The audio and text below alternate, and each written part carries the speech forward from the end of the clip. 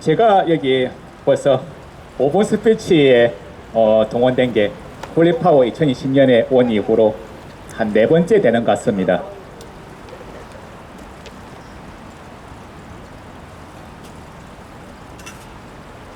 그래서 오늘 주제는 제가 사실 이거를 하기엔 좀 사실 많이 버거웠습니다. 왜냐하면 제가 신앙적으로도 깨달은지 하나님의 임재하심이라든가 어떤 영적인 존재의 민감함에 대해서 깨달은지 몇 년도 채 안 되거든요.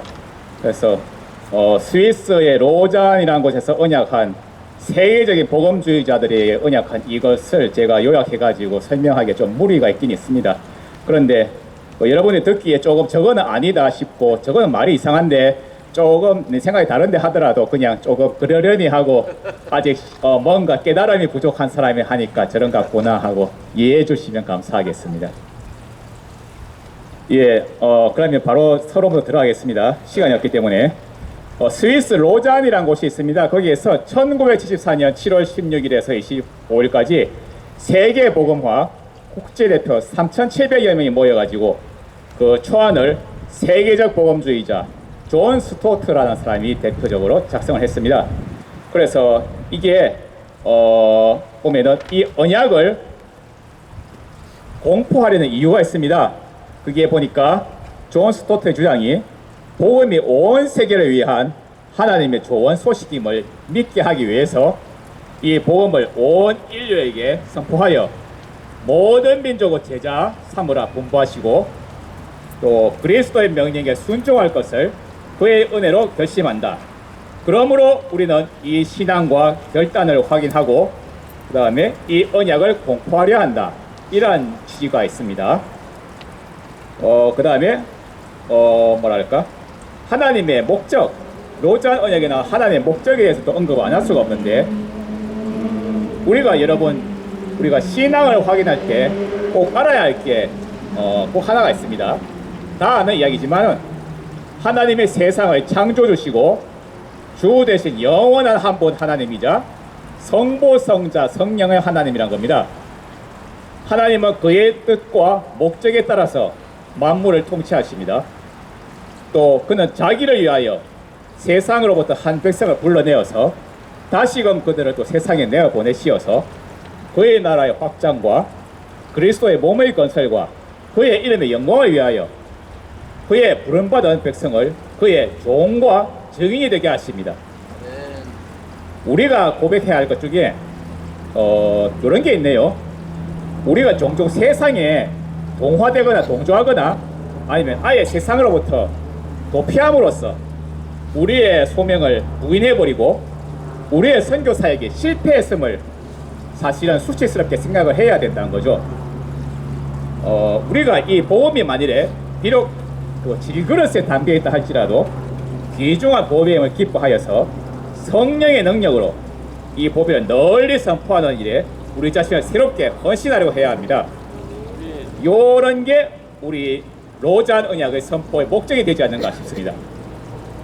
성경 구절에 여기 연관된 게 하나 있는데 마태복음 28장 19절 보면은 그러므로 너희는 가서 모든 족속으로 제자를 삼아 아버지와 아들과 성령의 이름으로 세례를 주고 라는 구절이 있습니다. 제5조의 조약이 상당히 많은데 여기서 그리스도에 대해 사회적 책임이라는 거 제5조에 있습니다. 그 부분만 조금 요약을 할까 합니다. 우리가 하나님이 모든 사람의 창조주의자 심판주의심을 믿습니다. 그 모든 사람의 창조주의자 심판주의심 여기에 관한 성경 구절을 또 한번 언급하지 않을 수가 없습니다. 창세기 1장 26절에서 27절 창세기 1장 26절 27절 다 못 외우겠네요. 우리 하나님이 가라사대 우리의 형상을 따라 우리의 모양대로 우리가 사람을 만들고 그로 바다의 고기와 공중의 새와 육축과 온 땅과 땅에 기는 모든 것을 다스리게 하자 하시고 하나님이 자기 형상 곧 하나님의 형상대로 사람을 창조하시되 남자와 여자를 창조하시고 이렇게 나옵니다.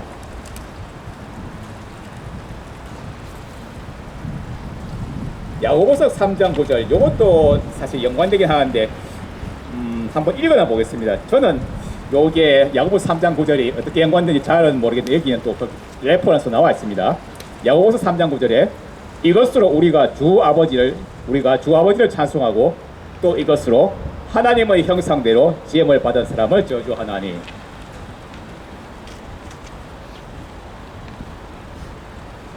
그렇다면 우리가 하나님이 저희들에게 관심을 가지고 계시고 하나님의 일꾼으로 사용하려고 하시는데 하나님의 관심에 우리들이 동참해야 하는 이유가 있습니다. 인간 사회 어디서나 정의와 화해를 구현하시고 인간을 모든 압박으로부터 해방시키기 때문입니다. 사람은 누구나 서로 존경을 하고 섬김을 받아야 하기 때문에 누구나 착취되어서는 안 되는 이유도 있습니다. 누구나 섬김을 받고 존경을 받고 착취되어서 안 되는 이유가 뭐라고 생각하십니까? 간단합니다.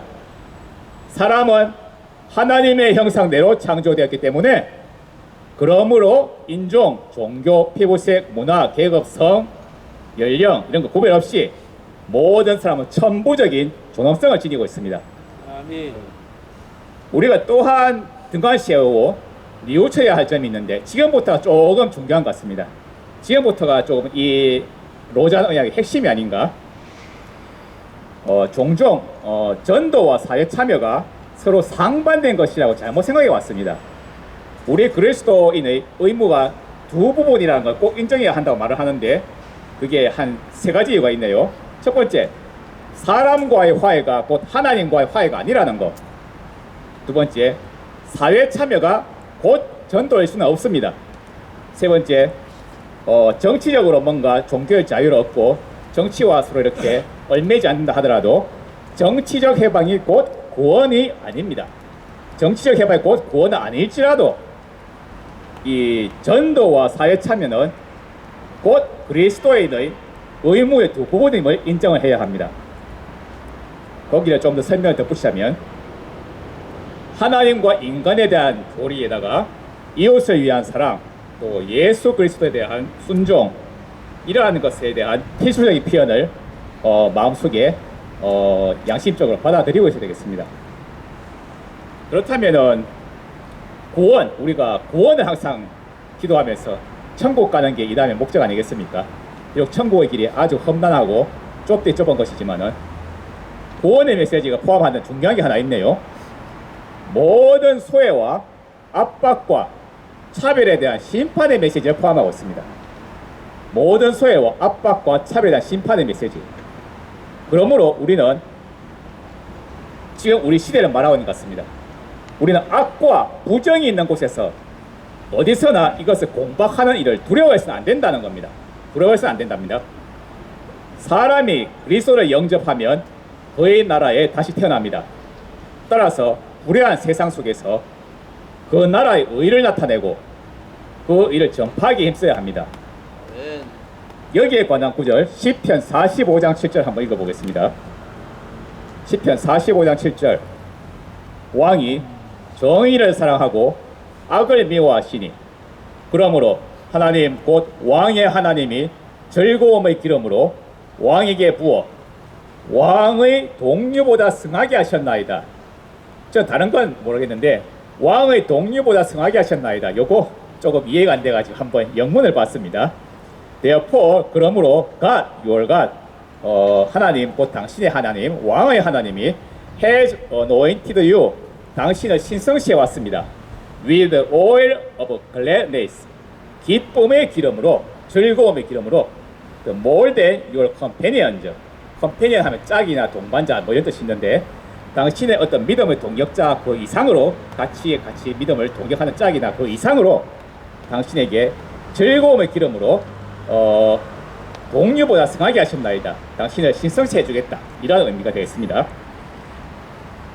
우리가 주장하는 구원이라는 게 결론은 우리로 하여금 개인적 책임 그리고 사회적 책임을 총체적으로 수행을 했을 때 우리를 변화시켜주고 우리를 변화시켜야 할 때 우리가 구원이라는 것을 주장할 수 있다고 봅니다.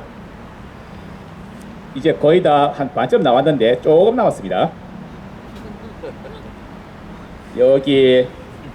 거기서 바로 나온 결론이 이거 너무 간단한 말입니다. 간단하고도 너무나도 자주 들어온 말인데 정말 우리 홀리파워와 수영로 교회가 비교되지 않는가, 수영로 교회 다른 성도들, 잠자고 있는 성도들 비교되지 않는가 싶습니다.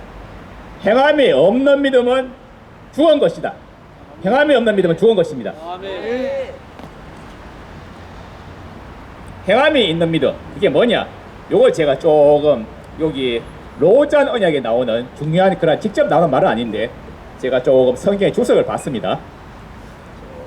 Real faith always works. 그러니까 진실된 믿음은 항상 always works. 움직인다. 행동한다. 이런 의미. 우리의 믿음이라는 게 소장용이나 애장용 트로피가 아닙니다. 기독교의 믿음이라는 게, 기독교의 믿음이라는 게 우리가 그것을 가지고 있다 해서 우리의 믿음이 아주 훌륭하다. 그래서 그거를 집안 어디 한 구석에다가 곱게 잘 모셔놓는 그런 성질이 과연 우리의 진정한 믿음입니까? 그건 아니죠. 그래서 하나님에 대한 우리의 믿음은 교회와 이웃에 대한 헌신과 사랑 그리고 친절 행위로 나타내야 합니다. 행위로. 그래서 말을 바꾸자면 진실한 믿음은 살아서 움직인다. 살아서 움직인다. 살아서 움직인다. 이 말이 곧 우리말로 풀이하자면 무슨 뜻일까요? 그 모습 그대로 존재하는 것이 아니란 말입니다. 마지막으로 하나의 비유를 드리겠습니다. 도토리의 경우가 있습니다. 도토리, 우리가 먹는 도토리, 다람쥐가 먹는 도토리. 도토리가 가만히 있으면은 변하지 않으면 메말라 죽는답니다. 그런데 이게 우리가 신앙이 우리의 모습이 변하고 움직이고 앞에 나온 여러 가지 애장용 트로피가 아니고 교회와 이웃에 대한 헌신과 사랑과 친절 행위 나타나는 그러한 것이라면은 변화를 해야 되죠. 도토리라는 믿음이 변화해야 됩니다. 변하면 참나무로 변한답니다. 참나무로 이렇게 성장합니다. 역사적 인물 중에 아브라함의 믿음이라든가 여리고성의 기생 라합 이런 사람이 모두 마찬가지입니다. 이 사람들이 정말 믿음 위에서 행동했던 사람들이죠. 도토리처럼 믿음은 활동하지 않으면 메말라 죽어버리고 물처럼 흘러내리지 않으면 물이 썩게 됩니다. 이게 저희들의 행동하는 믿음이 아닌가 이렇게 생각됩니다. 마지막 이런 글자가 있군요. 이것만 하고 마치겠습니다. Real faith, 진실된 믿음은 always, 항상 strongly, 강하게 works lively, 살아서 움직인다. 아멘. 이게 오늘 결론이 되겠습니다. 아멘. 이상입니다. 감사합니다.